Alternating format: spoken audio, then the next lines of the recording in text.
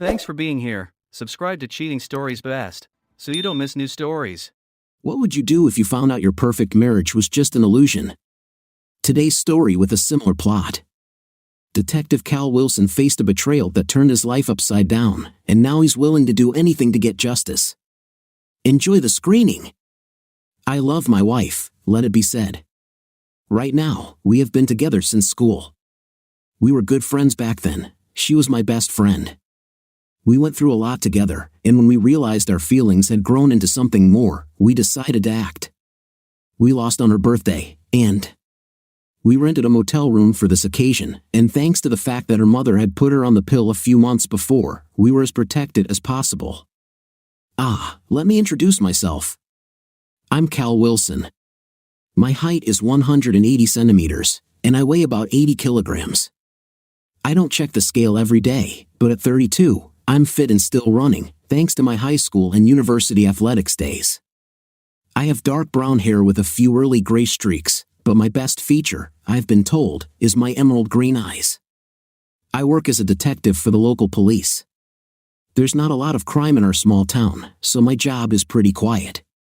My wife is Julie Wilson, née Julie Vickers. Yes, her mom added 2 E's to the end of her name to be original, apparently, but that's not important. Julie and I are that couple that everyone says is made for each other. God, she's beautiful, long brown hair, bright blue eyes, and a figure that could stop a war. Her measurements are 90-60-94, and her height is 168 centimeters. She is also 32 years old.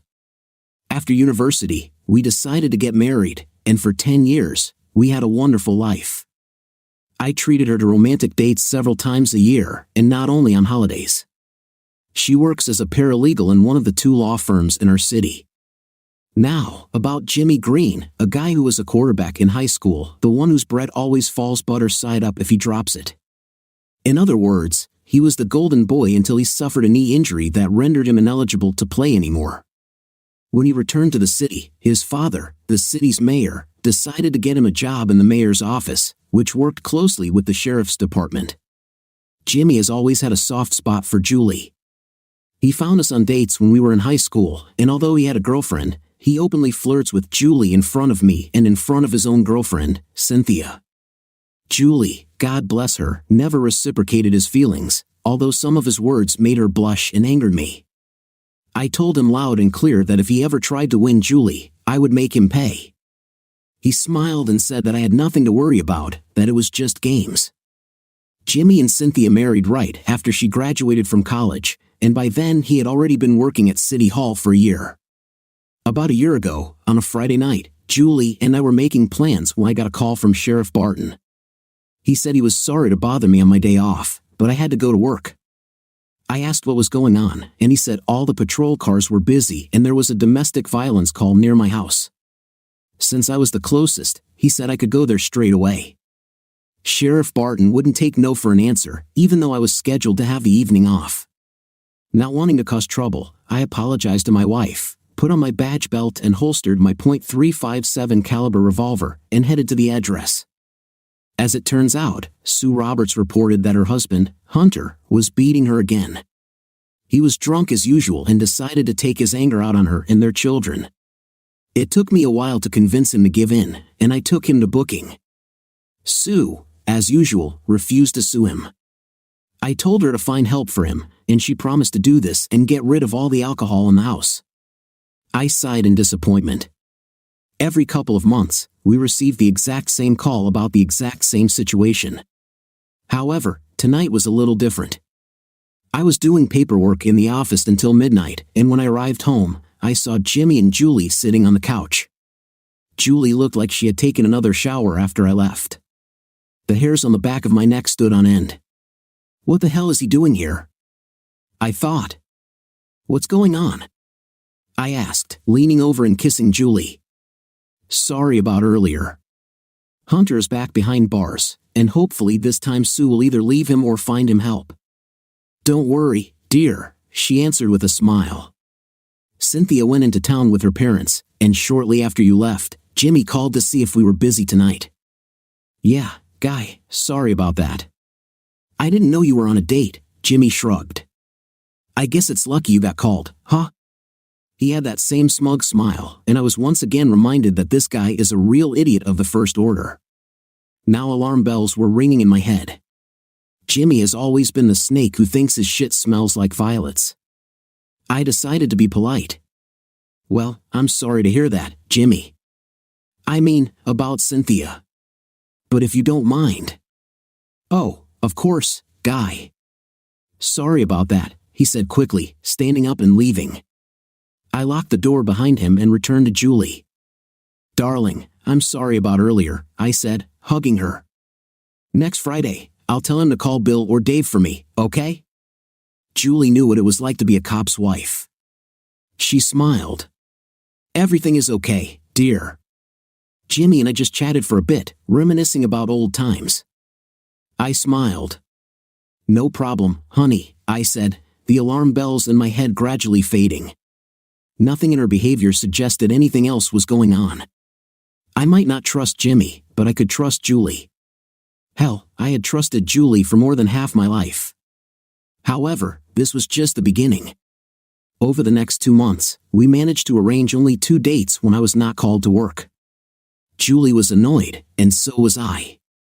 Unfortunately, while I was angry at my boss, she was angry at me. I was her husband, but I put work first, that was her opinion, at least. Hell, I couldn't even blame her for thinking that way. Cynthia went to the city more and more often. When her parents moved to the big city, she would go away for long weekends whenever they needed something. She returned before one Sunday, and the next thing I knew, I got a call from her. Detective Wilson, she said, answering my cell phone. Cal, thank God. You need to get here now, she said, almost shouting. She was clearly upset.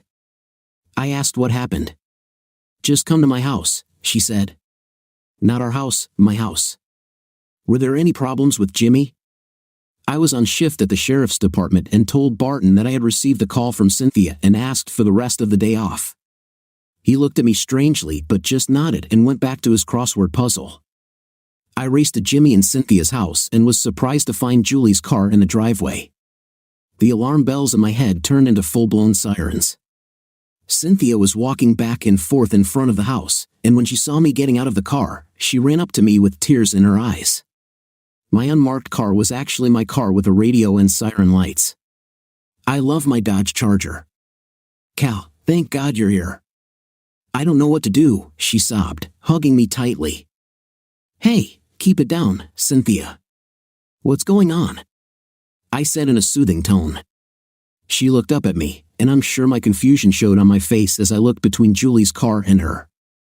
Suddenly, her face turned pale, and she covered her mouth with her hands. Cynthia, what's going on here? Why is my wife's car parked in your driveway? She looked at me with widened eyes. No. What? What the hell is going on here? I started to get irritable again, and the alarm bells in my head rang doubly. Then it dawned on me. Damn it, I shouted, drawing my weapon and heading towards the door. I opened the door and walked towards the bedroom. I broke down the door and saw the scene before me.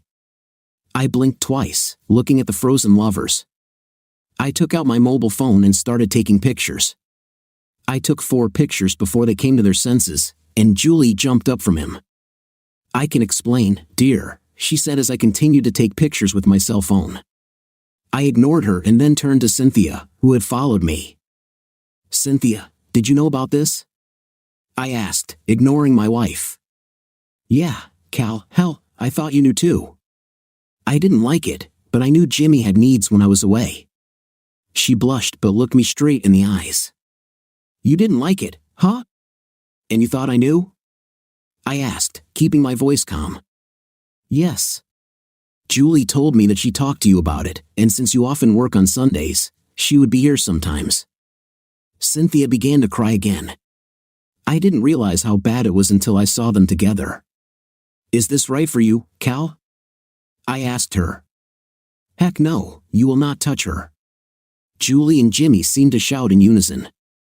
Cynthia looked at them with disgust, then turned to me. No, Jimmy shouted, jumping out of bed and taking a step towards me. I pulled out my weapon and pointed it straight at him. Jimmy, don't be stupid.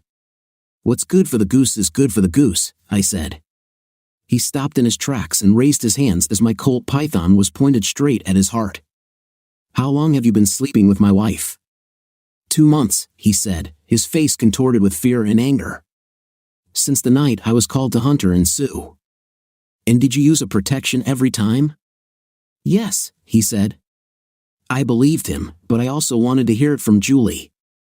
And Julie, is it true? Did he use a protection every time he slept with you?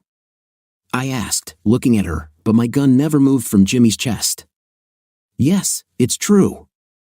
Now stop, Julie said. I'm still yours, Cal. I still love you, but sometimes I need someone else. Jimmy's just the thing. Julie begged me. What, so you can have someone on your side, but I can't? I looked at her as if she had just fallen from another planet. I glanced at Cynthia's black hair and eyes, which were the same green as mine. God, she was beautiful too. My love for Julie had essentially blinded me to other women, but now that I saw how things were, I began to see Cynthia in a different light. I looked at Julie again. You hate double standards, right? Well, right now that's a double standard. If you're going to cheat on me with Jimmy, I'll cheat on Jimmy with Cynthia. Fair, right? I shrugged, still pointing the gun at Jimmy's chest. I can't believe you had intimate with her in our bed. Cynthia yelled at Jimmy. Honey, it's not what you think, Jimmy said. I told you so, and you agreed to let me sleep with Julie if Cal knew. It's just intimate, but I didn't know about this. I told you I would never share her, especially with a cockroach like you, I shouted back. But you thought it would be okay, right? Oh damn, I was pissed now, I said. If I had gotten away with it, I would have shocked them both right there. I looked at Cynthia. Babe, grab everything you need for a few days, I said. Cynthia nodded and walked over to the dresser to grab a few things. I then turned to Julie. What's the real reason, Julie? Your job, you idiot, she shouted, going on the offensive, her face contorted with anger. You work all the time on our dates, but at least Jimmy is here for me. Did you sleep with him in our bed? I asked calmly. The question took her by surprise. She stopped, and her expression of anger turned to shame. I had my answer before she even said it. Yes, she said in a quiet voice. This will be a good start for the fire. I nodded simply. When were you going to tell me, Julie? When were you going to file for divorce? Damn it, it's not what you think, but I love you, Julie went on the offensive again as if cheating but still loving me made it acceptable. No, Julie, you don't love me. Otherwise, you wouldn't cheat on me, especially with him, I argued, and she didn't really have an answer to that. At least he used a protection, but now I still have to get tested for STDs. Cynthia and I have been using protection with each other. Ever since they came to me a couple of months ago and told me they would have intimate with each other while I was away, I've been forcing him to use protections with me, she said, approaching me as we talked. Cynthia's suitcase was filled with her toiletries and clothes. Fine, this reduces the risk of infection from them, I nodded. I knew that Julie was still on the pill, but even so, I knew Jimmy went back to high school, he was a hound then and apparently still is today. However, as far as I knew, Julie was his first extramarital affair. She looked at Jimmy. I'll stay with Cal. If you want to stay married to me, stay away until I return. I can't believe you too, she screamed at them. She left first, and I stood back, pointing my gun at Jimmy to make sure he didn't do anything stupid. We managed to get to my car without incident, but on the way home, my cell phone rang. I ignored the call from Julie but took the one from the sheriff. Hi, Cal. What's happening? Sheriff Barton asked. Jimmy just called. Sheriff Barton is Jimmy's uncle on his mother's side, sir. Your nephew has been sleeping with my wife for the past 2 months, and Cynthia found out. I didn't know about it. As it turns out, she wasn't too happy with the situation either. I'm going to my house right now and taking the rest of the day and tomorrow off too. Oh boy, Barton sighed. I was afraid something like this would happen. Wait, do you know? I shouted into the phone. I'm so sorry, son, he started. Save it, I cut him off. I ended the call before he could say anything else. Then I looked at Cynthia. Did you know that he knew? I asked. God, no, she said, with surprise on her face. I can't believe this. She was still angry as hell. Okay, Cal, when we get back to your house, we need to have serious intimate, she said. The rage in her voice actually turned me on. You're damn right. That's what we'll do, I grinned at her. It was as if, for the first time, I saw her as a woman and not just a friend. But first, I need to make some calls and take care of some things around the house. Then I'm all yours, I promised her. Julie called again just as I was bringing Cynthia home. What? I said sharply. Don't you dare touch her, Calvin Wilson, she shouted into the phone. Either I'll sleep with her or divorce you. How do you choose? I have photographs, I said. In our state, evidence of a wife's infidelity deprives her of much in the division of property in the event of a divorce. Julie fell silent. I even thought she had hung up. She then said, okay, before hanging up. I sent her a text message telling her not to come home tonight. Then I called a lock replacement service. The locksmith was my cousin Dennis, and I knew I could trust him. He looked at Cynthia in surprise when he arrived. Sin and I were just drinking a couple of beers when he came in. Hi, Dan, I said as he entered. What's going on, dude? He asked. I told him briefly and asked him to change the locks and give me 3 sets of keys. I also asked him not to give a set of keys to Julie if she came and asked. He immediately agreed. Blood is thicker than water, Cal, he said. We shook hands. Dennis is one of the good guys, and I knew I could rely on him for anything. I then called the furniture store and ordered a new king bed to replace the desecrated queen bed Julie and I had shared. Cynthia waited patiently while all this was done, and the movers arrived soon after. They dismantled the old bed and took it out into the yard as I asked, then assembled the new one at my request. It wasn't cheap, but it was worth it. When they finished, I had a plan. Actually, I had several plans. I just hoped that the most peaceful plan would be the one I could use. Dennis finished changing the locks and gave me 3 sets of keys as ordered. I gave 1 set to Cynthia, winking at her. She smiled back. The movers finished assembling the bed, and I paid them with a credit card. Then I called my sister Olivia, the bank manager in our city, and asked her to open a new account for me on Monday morning. After explaining the situation, I asked her to transfer 75% of the funds from the savings and checking accounts to the new account and thanked her. She was more than happy to help since she never really liked Julie. It turns out Liv is a very good judge of character. Once everyone who wasn't living here or staying as my guest had left, it was just Cynthia and me. Instead of going straight to bed, I took her into the living room and we sat on the couch. After I locked the house, I said, Cynthia, what we're going to do is petty revenge. You understand that, right? Yes, I know, Cal, she replied, looking into my eyes. I reached for her, pulled her towards me, and kissed her. Our lips parted for each other as our tongues slowly tangled together. I broke the kiss after a few long moments. God, Cynthia kissed better than Julie. Before we passed the point of no return, I needed to ask her something. Cynthia, you deserve better than Jimmy, and you always have. What I don't understand is why you put up with his crap. Cynthia blushed deeply. He has complete control of the bank accounts. He said if I left, I would have nothing. He said he knew every lawyer in town, and not one of them would take my case. He's lying to you, honey, I said, kissing her fingers. Listen to me. Do you want to leave him? Don't worry about finding a lawyer. Just answer yes or no. Do you want to leave this cheater? Yes, but not just because of the cheating, she said, beginning to cry. Then she lifted the sleeve of her blouse to show me a bruise from a strong grip on her upper arm. I closed my eyes and sighed. Crap, I said, shaking my head. This added a new challenge to my plan. Given the good old boys club and law enforcement here, Sheriff Barton and the DA would be very reluctant to prosecute Golden Boy. Unless he killed someone, he would be able to get away with the years of abuse Cynthia endured. However, I now had information on the sheriff. Not only did he know about the affair, but he also facilitated it by forcing me to stay at work so they could have intimate like rabbits for 2 months. Honey, listen to me. I'm certified in this state. Tomorrow I'll call a divorce attorney from my wife's rival law firm. We'll get representation. Sheriff Barton can't fire me, and he knows it.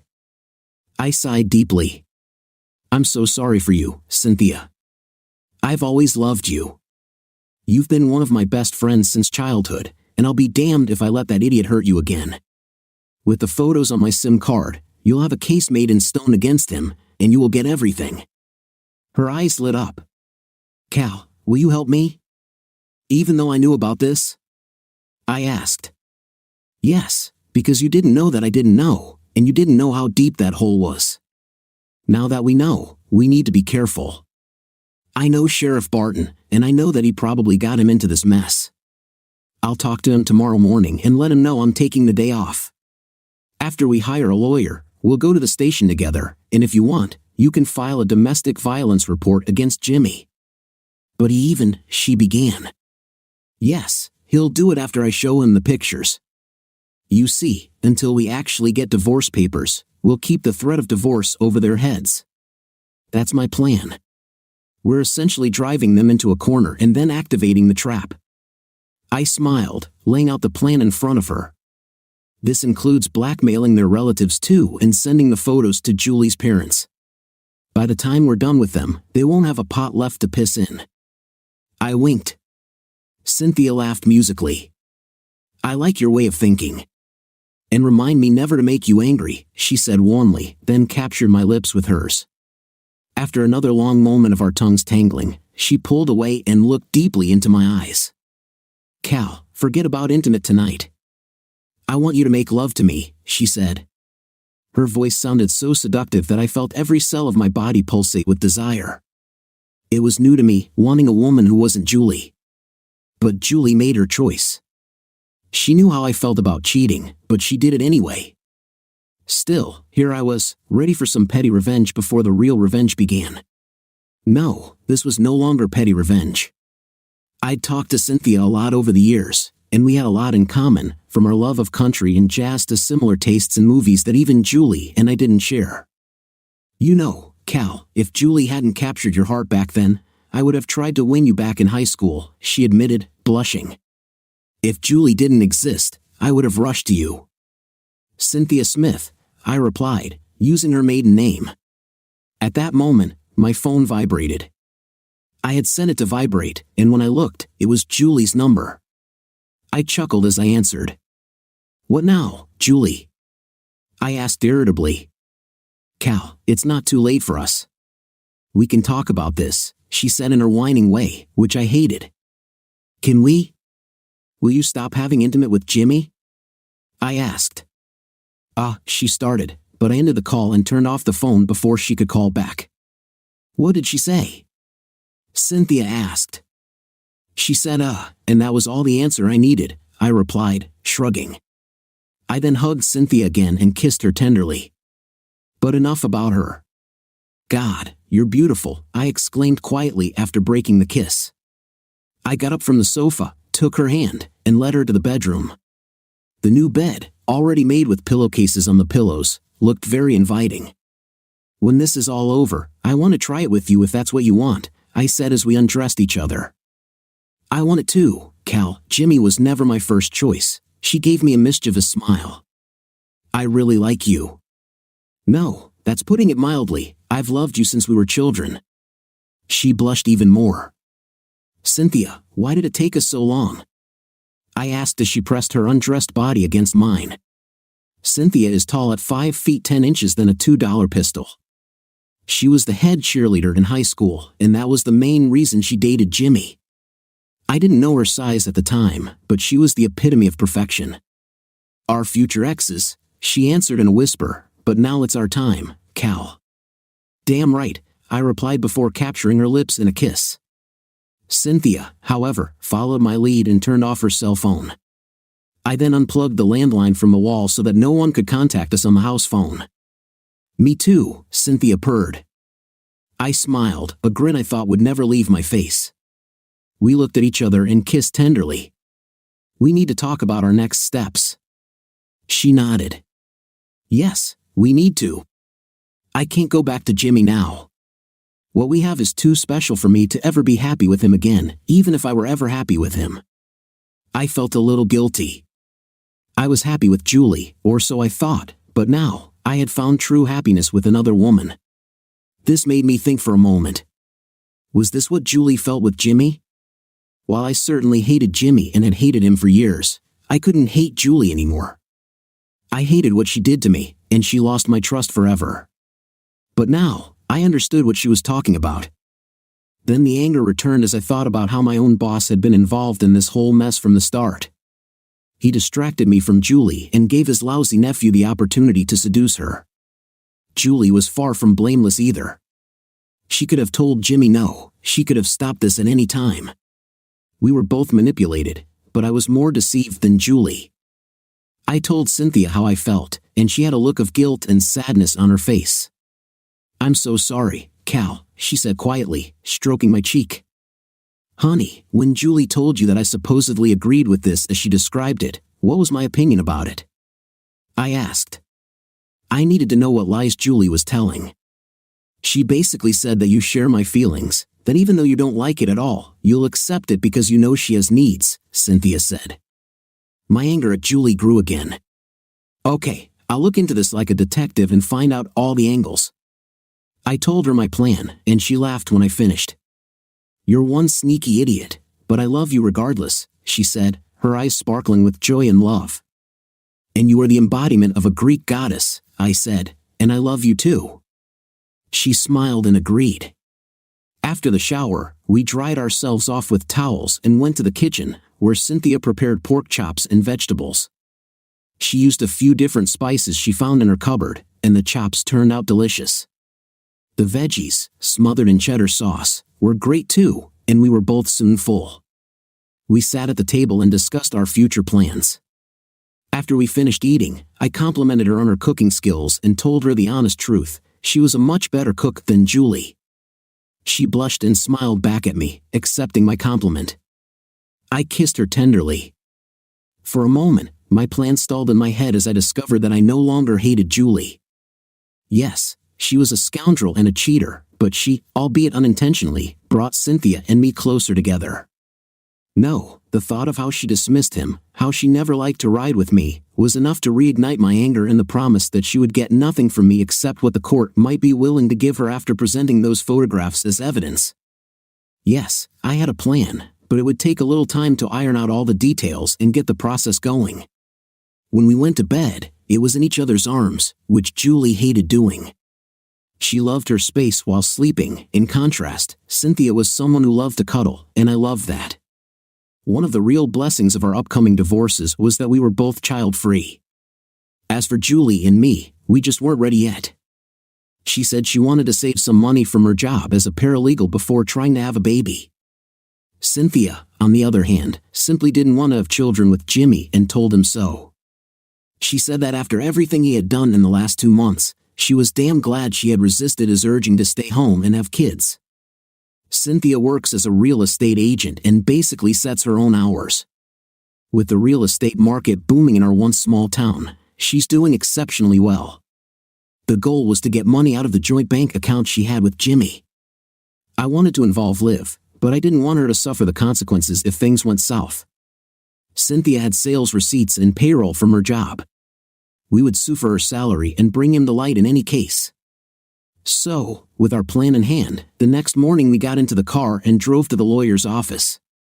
We spoke to Phil, Liv's husband and my brother-in-law, and he took our case for a nominal fee. In other words, he took the job for a pittance and the chance to pin Jimmy against the wall. Yes, Jimmy once attacked Liv, and Phil didn't like it. It became obvious that, with the exception of his own family, Jimmy did not have many friends. Phil drew up divorce papers for both spouses, and I sent him copies of the pictures I had taken the day before to use as evidence. The time code on them provided sufficient evidence, and with their admissions about the duration of the scam, it gave Phil leverage to draw up the legal documents for each divorce. He agreed to get real dirt on them and send them subpoenas on Tuesday. After our visit to Phil's office, we went to see Sheriff Barton. "Hey, Bart," I said as I walked in, keeping my tone calm and a smile on my face as Cynthia followed me inside. I sent him the photos on his phone and told him it would soon become clear why. I looked at Cynthia. "Show him what you showed me yesterday," I nodded toward her hand. She lifted her sleeve, showing the bruise from Jimmy's grip. "Jimmy does this to me almost every day." "Well, did it, because I'm not coming back. I want to file a report against him." "Well, this might be difficult," he started, but I interrupted him. "Bart, if you don't want these pictures to end up on the internet and hang on the wall at City Hall, you will arrest this idiot yourself and put him in jail. Then you will go to the district attorney and tell him that you need to bring charges in court for domestic violence. I know that without this pressure, his case will be hushed up as usual. I don't want to do this, but I will if I have to," I stated clearly. "Now, I want to know your full involvement in Jimmy and Julie's scam. If you don't tell me, these photos will still become public with your name as an accomplice."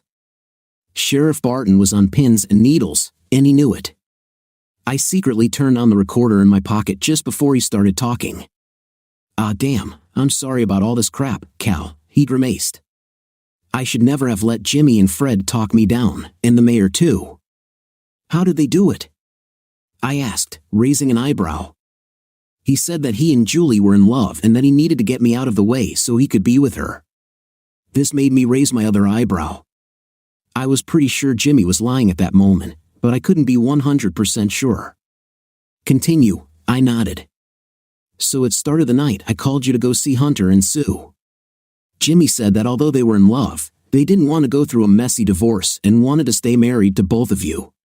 He took a deep, shaky breath before continuing. "Then he said that they agreed with both of you that when you were at work or away, they would be together. I thought that was the end of it. Well, I mean, I had my suspicions, but I didn't want to take any chances. I knew Cynthia knew, but I kind of thought you didn't know. Cal, blood is thicker than water, so I kept quiet and gave you every fake challenge I could find. Damn, you have no idea how sorry I am about this." From the look on his face, I believed him. It didn't change the fact that he had betrayed me, but I was reconsidering my plan to bury him so deeply that he would never work in law enforcement again. "I considered you family, Bart." "You probably didn't feel the same way about me," I said, shaking my head. "No, this justice must be complete. It's not about revenge anymore. This will be justice for all. Everyone will get what they deserve." I sighed and asked him another question. "Who else knew about this besides you?" I asked. He had the expression of a deer caught in the headlights, that same look on Julie and Jimmy's faces in the photos I had just sent him. "Remember, answer truthfully, otherwise everyone will know about your participation," I warned. As a detective, I had almost achieved mastery in detecting lies. The only one I couldn't read was the woman I'd been married to for 10 damn years. She deceived me. Barton, by contrast, was an open book. "If I tell you, will you leave my name out of it? Will you erase the recording on this device in your pocket?" he asked. I gave him credit. He was attentive, as a detective should be. I made the most decisive decision in Barton's life. I turned off the recorder and erased it in front of his eyes. "You're out of the game, Barton," I nodded. I was going to give him a chance, but not completely. He still had to face his family. After I was done, he would still be able to work in law enforcement. "Now, tell me who else knows that I was deceived," I hissed. "Only Fred and Jimmy and the other men and their families," he said, then regretted using the word men. I knew where the copies of these photos would go. I smiled at this, and he turned pale, realizing the full extent of his mistake. "Crap," he muttered under his breath. "So the mayor also knows and supports this." "So does Judge Green," I said. This confirmed his previous statement. This was one package sent to their wives with the note, "Your husband knew about it." Janet Green was a good woman and a friend of my parents. They were friends even before she married Fred Green, now the mayor of our city. Alice Green, Judge Green's wife, was grumpy, but she deserved to know that her husband supported what was happening. I thought it was strange that Julie hadn't tried to call me today, but the moment barely registered in my mind before my cell phone started vibrating. Indeed, it was Julie. Detective Wilson, I answered as I usually did when I was on duty. Cal, are you at work? She asked. Yes, I'm in Bart's office doing paperwork. What's happening? I maintained a casual tone. Are you ready to talk? She asked. What should we talk about? I replied. That I still love you, she said. I know you still love me. This took me by surprise. I realized that even though she betrayed me, I still had feelings for her. When do you want to talk? I asked. I can take the rest of the day off, but you won't be able to get into the house. I changed the locks. Will you let me in so I can get my things? We could talk then, she said. I agreed. No problem. Cynthia will be there with me. She's at work with me now, I said. I thought this would be a good defense against temptation. I looked at Cynthia, and she looked worried. Okay, I heard all the tension in that one word from my wife before she hung up. I looked at Barton. Anyway, who else knows besides the mayor, Judge Green, and Jimmy that they cheated on me? Nobody else, he nodded. And Cynthia is here too, he said, trying to get her involved. She already told me, and the reason is that Jimmy controls all their money, I hissed. Now will you send the evidence to the prosecutor's office? Barton took out his digital camera and took several pictures of the bruises and other injuries on Cynthia's body. He then checked them and sent them to his computer to compose and send them. Yes, it will be sent today. I'll email this after I pick up Jimmy, he nodded. He had to do it because he was the only one I could trust, other than me, to keep quiet about what Jimmy had done. I'll be silent, okay, until the time comes to not be silent, Barton said. Fine. The sooner he is taken off the streets, the better. I would go myself, but I shrugged. I did not want to be associated with his arrest, especially after his affair with Julie became known. Yes, I know. I don't like what you do, but what he did to you is unforgivable in my opinion, and beating his own wife is not what I signed up to protect him from. He will go to court for this, if I get anything for it. If you weren't a relative, I wouldn't have helped him. You have to believe it, Barton said. It touched me. I had known Sheriff Stanley Barton all my life, and until yesterday, I respected and liked him very much. I still cared about him, but my respect had diminished due to his betrayal. I believe you, Bart, I nodded, then stood up, Cynthia standing next to me. I need to give Julie her things and kick her out of my house, I said, shaking his hand. Will you be at work tomorrow? No, I'm officially taking 5 days off starting today. I'll be back next Monday, I said, smiling. Okay, sounds good, he smiled. I had a feeling that after the dust settled, he would be fine. But I wasn't done yet. As promised, I emailed all the JPEGs to Mayor Green and Mrs. Green and synchronized it with Jimmy's arrest at the hands of his uncle. When we got home, Julie was already waiting. Cynthia and I walked up to the door, holding hands, and just looked at Julie. There was an expression of jealousy on her face. Hi, Julie, Cynthia said. I enjoyed the fact that I spent the night with my husband. I could have asked the same thing, Julie snorted in response. Now that I've compared them side by side, Cynthia beats Julie to the punch, I said. Yes, ladies, I said calmly, smiling at Julie mockingly. Julie, what did we say about double standards? Remember, if you hadn't slept with Jimmy, I wouldn't have slept with Cynthia. This stopped her for a moment before she began her answer. Julie, what is there to talk about? You showed me how much I mean to you yesterday when you rode Jimmy's needle, no respect, no love, only contempt. Instead of showing any true remorse for what you did, you first tried to justify yourself, then attacked the mod's work. Now, take your things and leave my house. Julie, if you don't like its size, I'll be happy to take it for myself, Cynthia said with a satisfied smile. Yes, we rubbed Julie's nose in this one, and damn, it felt good. Julie could no longer hold back her tears, and the floodgates opened. I'm so sorry, Cal, she sobbed. Now she was actually crying, something I had only seen a few times before. I screwed up. No, you messed up downstairs. Jimmy beat Cynthia. Did you know that? I looked at Cynthia, who showed a bruise on her upper shoulder. I remembered her wearing heavy makeup to church, and now I could imagine the bruises under all that makeup. I recalled not thinking much of it at the time and telling Jimmy that she wore too much makeup. Less than a week later, I noticed she began to wear it less. This was probably Jimmy's sick, twisted mind hitting her where it wouldn't be visible when wearing regular clothes. "Oh God, I'm so sorry, Sin." "I didn't know about it," Julie said, with an expression on her face as if she had seen a ghost or perhaps a vision of the future if she had left me for Jimmy. "There's nothing you could have done," Cynthia said with a shrug. "It's over now, and I'm not going to lie. I'm going to do what I should have done years ago and divorce this scumbag. I'm going to ruin him." "Me too," I said, looking at Julie. "It's time to dictate the terms of your surrender." "Julie, it's over between us. I am filing for divorce and demanding 75% of our joint assets. This will be enough for you to buy your place, since the house is in my name and belongs to me by right. You can leave your car, and I'll leave mine. We'll divide the rest 75 by 25. If you argue with me, these photos will go to your family, my family, and anyone else who might be interested. I prefer it to end quickly and cleanly, but I will play dirty if necessary. There will be no turning back. You and I will finally separate. You already know how I feel about cheating. Before I even slept with Cynthia last night, you cheated on me with Jimmy for 2 whole months. My only consolation is that you made that idiot Jimmy wear a protection, so I probably don't have an STD." Julie stopped crying. "But I love you, Cal," she begged. "No, Julie. If you loved me, you would respect me and respect our marriage vows.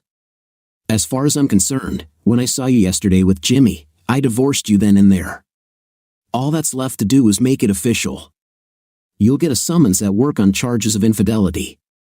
My lawyer already has photographs as evidence and will present them in court." I paused to let my words sink in, then continued, "Julie, will you give me a divorce so we can move on with our lives?" She lowered her head, completely defeated. "Yes," she said in a quiet voice that showed she had lost. "Thank you. Now let's get your things together. After today's revelation, I don't think you'll want to go back to Jimmy, especially since he was just arrested for domestic violence," I said.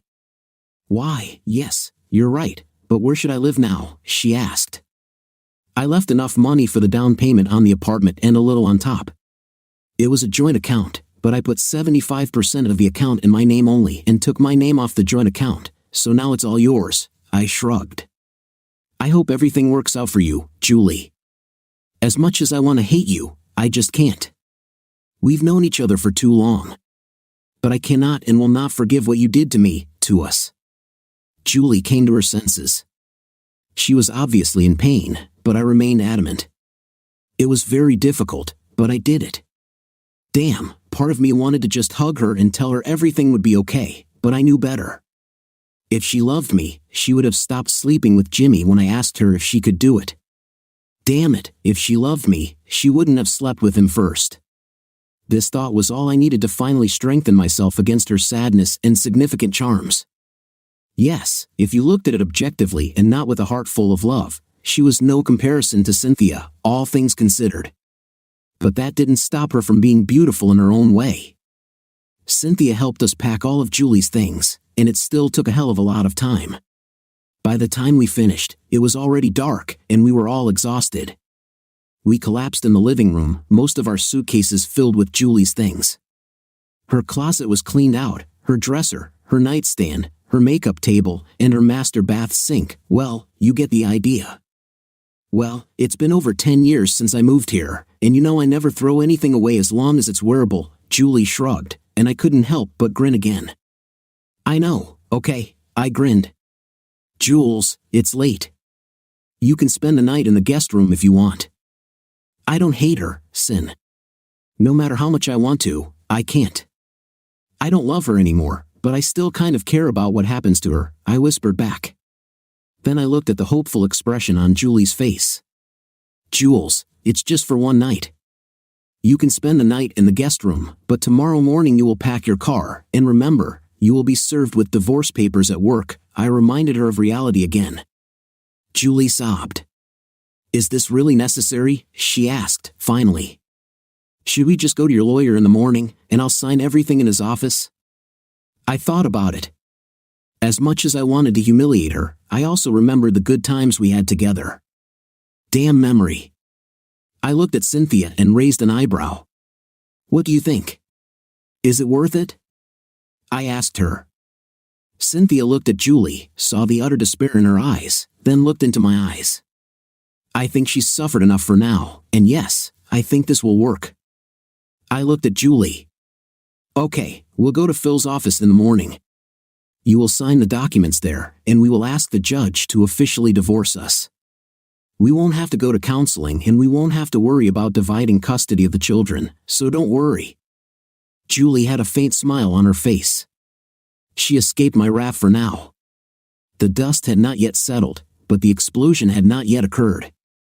I see that you have already replaced the bed, she said, her voice still small and full of remorse. Yes, I needed to upgrade it anyway. I didn't know at the time that Cynthia likes to cuddle with me. If I had known, I might have chosen a bigger bed. I smiled and couldn't help but tease Julie. She visibly cringed at my ridicule. I really haven't been such a good wife, have I? She said, probably feeling the full weight of her decisions. No, you were a good wife until you decided to cheat with another guy, but an idiot like Jimmy Green. You knew how I felt about him. You knew he was out to get you all along. I told him once that if he hit on you again, I'd make him pay. Well, it's his day of reckoning. If you don't want to end up in the kill zone, I advise you to leave the city as soon as possible after finalizing your divorce, I told her in a calm tone, emphasizing each word. Julie had a look of fear on her face. What do you mean, Cal? I mean what I say, Jules. Look, I don't hate you, but there's a storm coming. When the mayor himself allows his son to have someone else's wife, knowing that his son is in the wrong, the consequences will be serious. It is not illegal that he knew about it or even allowed it with his blessing, but what is really illegal is that he scheduled me to work on a Friday night when I usually have that day off, and he knew exactly how to keep me busy on Sunday. I was lying through my teeth now, but it was to protect Bart. At least Bart had a conscience, and that would protect him when I unleashed this all over the city. Julie's eyes widened in horror. Oh my God, Jimmy used his father to get us both settled.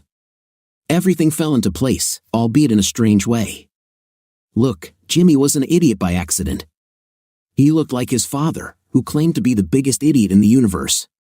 Mayor Green was definitely an idiot and has proven it with his actions lately. Yes, Mayor Green was number 2 on my list right after Jimmy Green, but before Judge Green. Bart was able to get himself off the list, but I had a feeling he wouldn't completely escape punishment. I took out my cell phone and called Phil. Hi, Cal. What's happened? He asked when he answered the call. Change of plans, Phil. Julie will come with me and Sin tomorrow morning, and she will sign the documents right in your office. Does that suit you? I informed him about the change of plans.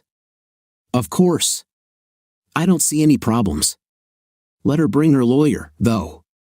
I don't want this to come back to haunt us in any way, he said. Okay, I'll tell her, I nodded. Thanks, Phil. No problem, bro. I will help you, he said, and then ended the call. I looked at Julie. Bring your lawyer tomorrow morning when we go to Phil. Julie just swallowed and nodded. After we finished our beers, we went to bed. Julie stayed in the guest room, and I had a strange feeling that Cynthia and I would be sharing this bed for the rest of our lives. That morning, Julie called her lawyer, and he met us at Phil's office. After explaining the whole situation, he looked at her in surprise but said nothing as he looked through the divorce papers. When he was finished, he handed the documents to Julie. This is the best offer you can get, Jules. Take it and run, was his advice. Julie, God bless her, took his advice. 30 days later, after a cooling-off period, we officially divorced.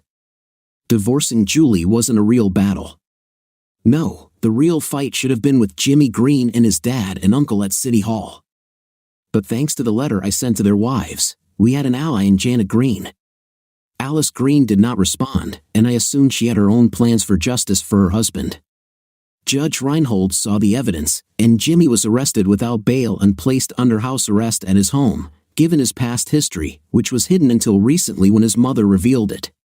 It turned out he was not only violent but prone to escape. You know, Jimmy had a huge trust fund thanks to his dad, and now that trust was targeted by Phil, who represented Cynthia in her divorce from Jimmy.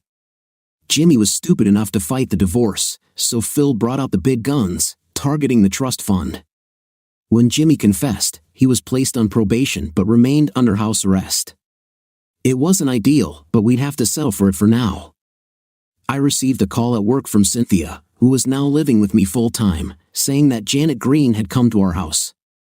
I said I'd be there, told Bart that his sister was at my house, and he just nodded and smiled. I hurried home. When I arrived, Cynthia and Janet were drinking coffee in the living room. "I'm here, ma'am," I said as I walked in after kissing Cynthia hello. "Cal, good to see you." "Thanks for that informative email, by the way," Janet smiled apologetically. "If I had known that my son was doing this to you too, with the full knowledge and consent of my husband, I would have stopped it." "Ma'am, not many people knew about this," I shook my head. "It would be unfair to say you should have known. My brother knew and contributed to this." Her voice turned steely. "My husband knew and contributed to this. My brother-in-law knew and contributed to this. This creature who calls himself my son has crossed all boundaries this time, seducing someone else's wife and then using your own family to cover it up. Well, let me tell you, I will do my best for you." She nodded. I somehow assumed that she would be on our side, but I didn't count on her vowing to help us. "Thank you, Janet." Cynthia hugged her future ex-mother-in-law. "Anytime, honey," Janet said with a smile. "Do you think Phil will take my divorce case?" Cynthia asked as she sat back down. "I think he can be convinced," I nodded and smiled. "Mrs. Green." "Janet, you should know that by now," she smiled reproachfully like a true matron. "Okay, Janet, I hope you don't think less of me for being with Cynthia now," I said, a little worried about her reaction to our relationship. "Nonsense, Cal," she laughed. "You two deserve to be happy, and after what Julie and Jimmy did to you, I'm sure you're destined for happiness now." I knew I could sue Jimmy, his father, and maybe even both of his uncles for alienation of affection, but why? It's a crap claim in most cases and nearly impossible to prove. No, I had much bigger things in mind for Jimmy and his father. After all my investigation into how, why, and where this happened, I came to the conclusion that Mayor Green conspired with his son to destroy my marriage. Search was one of the charges I was thinking of filing, as well as conspiracy by an intermediary. The judge, knowing this, was only guilty of not telling me what I needed to know. Julie no longer had anything to do with Jimmy and moved to another city shortly after our official divorce. Her boss got her a good job in another city with an old friend from law school. She took my advice and left the area before the storm destroyed everything. Bart cooperated fully with me throughout and apologized to his sister for his role in the incident. He finally confirmed my suspicions that Mayor Green personally told him that if he didn't go along with Jimmy's plan, he would lose his job as sheriff and be replaced by an idiot of the mayor's choosing. Despite his shortcomings, Bart has always been an excellent sheriff. Any replacement candidate the mayor chooses would be a detriment to the police force. So it happened that one night Bart and Janet had dinner with Cynthia and me, and we ate amazing fried chicken that Sin herself had cooked. Jimmy abandoned her for Julie. Well, it depends on the taste and color, as they say. After dinner, after drinking some beer, we discussed the plan. I laid out the main points and said that the schedule was moving up a bit so that Mayor Green could be served with the divorce papers first. Our whole city was on the verge of a big change. The first step was to contact Phil and find out what his private investigator had found out. I called him, and the report was good. He collected a lot of dirt on our famous mayor and his worthless son. Janet went through self-recrimination about the way she raised Jimmy, but after we reassured her that he was his father's son, she finally calmed down. I couldn't blame her, really. She told us how her husband over time turned from a kind, wonderful man into a vile tyrant. I thought about the old saying, power corrupts, but absolute power corrupts absolutely. It was fitting for Mayor Green and the way he ran our city, ultimately with his son as his goon. He showed everyone that no woman was safe from them. I felt sorry for Julie when I found out about this. The taped conversation made me feel sick when Phil played it back for us in his office. Mayor Green, just divorce her. Jimmy, give her what she wants, and I'll send her out of town. Jimmy replied, but, Dad, she just can't divorce me. She's mine, and I can do whatever I want with her. Jimmy, let's wrap this up. People are starting to talk, and we need to settle this as soon as possible. Don't worry about Cal, I'll get him fired and run him out of town. We need to get rid of Cynthia along with him. You've done enough already, Jimmy protested. How can you say that, Dad? You yourself told me that Julie was ready for me to have her. You made Bart give him extra hours and calls. Well, you're the one who let her get away, Jimmy. I was in prison, in case you forgot. How the hell was I supposed to know that Cynthia would turn me in for correcting her? This needs to die. Mayor, don't worry about Cynthia. I have plans for this. Just take care of yourself and stay away for now. Okay, Dad. Just make sure she doesn't lead to a divorce. Make it look like an accident. Phil stopped recording at this point. I looked at Cynthia and Janet, then at Bart. That's enough to prove collusion, Bart said, and Phil nodded in agreement. Bart then looked at me. Do you want to do this, son? I smiled and checked my watch. I'd be glad to, sir. Then I looked at Cynthia. Honey, stay here with Phil. Bart and I are going to deal with these mad dogs. Cynthia hugged me tightly and kissed me, putting her whole soul into the kiss. Be careful, dear, she whispered. I love you. And I love you too, darling, I said, smiling at her reassuringly. Don't worry. Bart and I will succeed. We got into Bart's car, and he turned on the lights and sirens as we sped to Mayor Green's residence, where Jimmy now lived. Along the way, he called Judge Reinhold and obtained a warrant for their arrest based on the private investigator's notes. Got to love the Patriot Act. When we arrived, Mayor Green was just finishing dinner with his son, and they didn't even hear us when Bart turned off the siren. We drove up to the mansion and entered with guns drawn. Bart proved he still had skills when he broke down the door. What the hell is going on? Mayor Green demanded.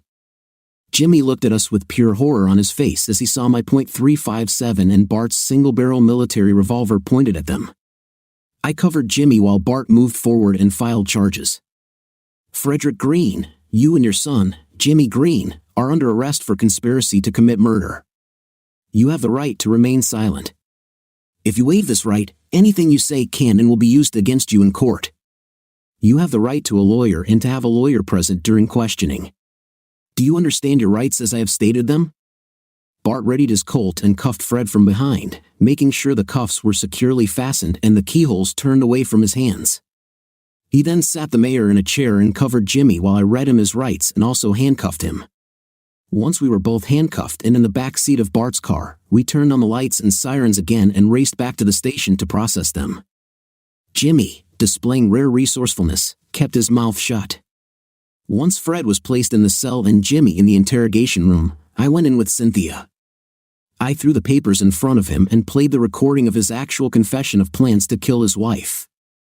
Jimmy listened to all this, then paled noticeably. Every drop of blood seemed to turn to ice in his veins as he realized how hopelessly deep he was in.